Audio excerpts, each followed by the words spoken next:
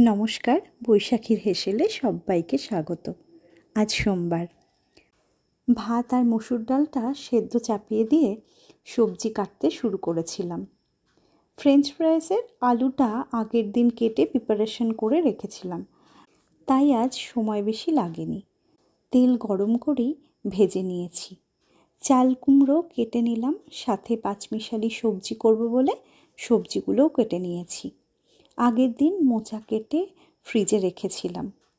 ভাত আর ডাল সিদ্ধ নামিয়ে পেঁয়াজ দিয়ে ডালটা করে নিলাম।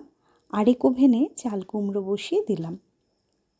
এরপর ডালটা নামিয়ে কড়াইতে পাঁচমিশালি সবজি বসিয়ে দিয়েছি। একদিকে চাল কুমড়ো নামিয়ে সর্ষে দিয়ে ইলিশ মাছটা করে নিলাম। এর মাঝে অবশ্য নুন হলুদ দিয়ে মোচাটা সেদ্ধ করে নিয়েছিলাম। পাঁচমিশালি সবজি নামিয়ে মোচার ঘন্ট করে নিয়েছি। আর ভাতের থালা সাজানোর সময় কড়াইতে তেল গরম করে নিয়ে ফ্রেঞ্চ ফ্রাইস করে নিয়েছি। এইভাবেই রান্নাগুলো করে ফেলেছি। তোমরা কী কী রান্না করলে জানিও।